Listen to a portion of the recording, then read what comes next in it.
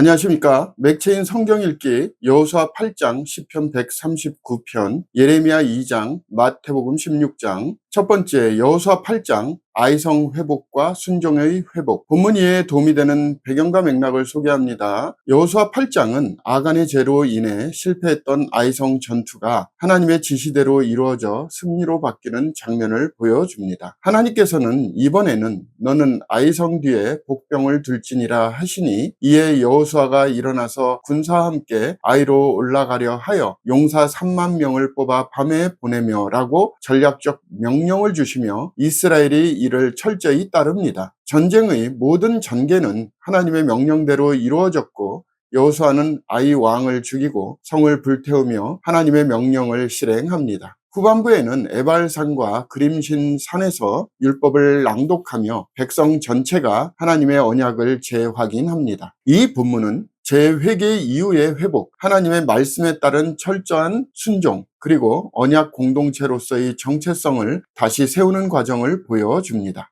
본문의 중요 구절을 소개합니다. 여호수아 8장 30절, 31절. 그때 여호수아가 이스라엘의 하나님 여호와를 위하여 에발산에 한 제단을 쌓았으니, 이는 여호와의 종 모세가 이스라엘 자손에게 명령한 것과 모세 율법책에 기록된 대로 쇠의 연장으로 다듬지 아니한 새 돌로 만든 제단이라. 무리가 여호와께 번제물과 화목제물을 그 위에 드렸으며. 본문을 적용하는 데 도움이 되는 가이드라인입니다. 오늘날 우리는 실패를 겪은 후에도 다시 시작할 수 있는 은혜가 있음을 잊지 말아야 합니다. 하나님께로 돌아가고 말씀에 순종할 때 우리의 삶도 회복의 길로 들어서게 됩니다. 회개는 단지 감정이 아니라 순종을 통해 드러나야 합니다. 하나님은 실패 이후에 순종을 기쁘게 받으십니다.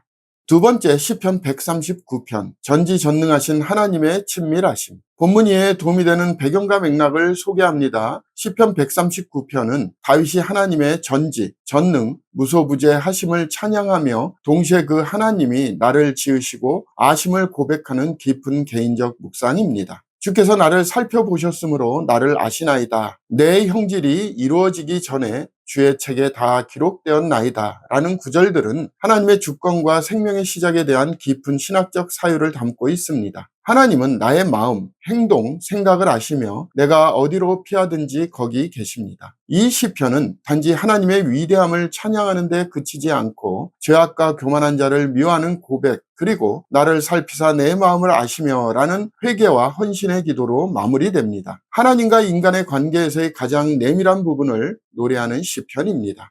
본문의 중요 구절을 소개합니다. 시편 139편 22절 23절. 내가 그들을 심히 미워하니 그들은 나의 원수들이니이다. 하나님이여 나를 살피사 내 마음을 아시며 나를 시험하사 내 뜻을 아옵소서. 본문을 적용하는 데 도움이 되는 가이드라인입니다. 오늘날 우리는 타인의 시선을 의식하며 살아가지만 하나님께서는 우리의 내면과 깊은 의도까지 아시는 분이십니다. 하나님 앞에 숨길 수 있는 것은 아무것도 없습니다. 그러므로 우리는 정직하게 자신을 드러내며 날마다 그분께 자신을 맡기는 삶을 살아야 합니다. 참된 평안은 하나님 앞에 진실하게 사는 데서 옵니다. 세 번째, 예레미야 2장, 배신과 헛된 우상 숭배. 본문 이해에 도움이 되는 배경과 맥락을 소개합니다. 예레미야 2장은 하나님의 백성이 어떻게 처음 사랑을 버리고 헛된 우상과 타협했는지를 신랄하게 고발하는 예언입니다. 내 백성이 두 가지 악을 행하였나니 곧 그들이 생수의 근원되는 나를 버린 것과 스스로 웅덩이를 판 것인데 그것은 그물을 가두지 못할 터진 웅덩이들이니라. 는 구절은 이스라엘의 영적 배신을 두 가지로 요약합니다. 하나님께서 과거 애굽에서 어떻게 인도하셨는지를 상기시키며 현재 그들이 자신들을 더럽히고도 부끄러움을 모른다는 사실을 책망하십니다. 본문은 기억, 배신, 우상, 자기의 의, 하나님의 신실하심이라는 주제들을 통해 하나님의 사랑을 저버린 자들의 영적 본질을 진단합니다. 이 경고는 단지 과거를 말하는 것이 아니라 회개와 회복을 위한 호소입니다. 본문의 중요 구절을 소개합니다. 예레미야 2장 13절. 내 백성이 두 가지 악을 행하였나니 곧 그들이 생수의 근원되는 나를 버린 것과 스스로 웅덩이를 판 것인데 그것은 그물을 가두지 못할 터진 웅덩이들이니라. 본문을 적용하는 데 도움이 되는 가이드라인입니다. 오늘날 우리는 하나님을 신뢰하기보다 자신만의 안전장치를 만들며 살아가고 있습니다. 그러나 인간이 만든 웅덩이는 결코 생명을 보존할 수 없습니다. 하나님의 생수는 오직 그분 안에 있으며 돌아가는 길만이 회복의 길입니다. 신실하신 하나님을 버리는 것보다 더 큰 어리석음은 없습니다.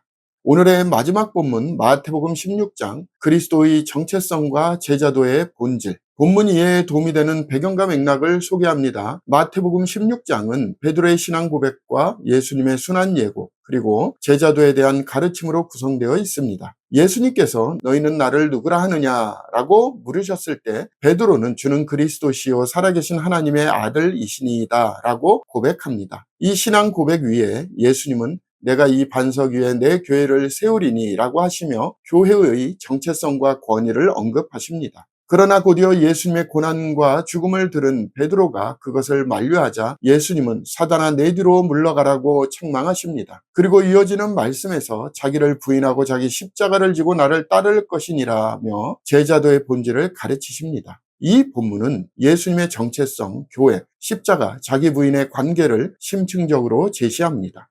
본문의 중요 구절을 소개합니다. 마태복음 16장 23절 24절 예수께서 돌이키시며 베드로에게 이르시되 사단아 내 뒤로 물러가라. 너는 나를 넘어지게 하는 자로다. 내가 하나님의 일을 생각하지 아니하고 도리어 사람의 일을 생각하는도다 하시고 이에 예수께서 제자들에게 이르시되 누구든지 나를 따라오려거든 자기를 부인하고 자기 십자가를 지고 나를 따를 것이니라.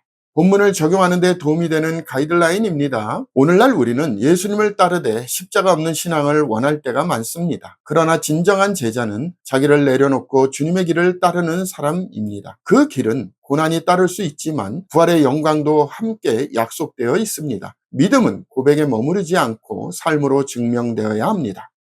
감사합니다.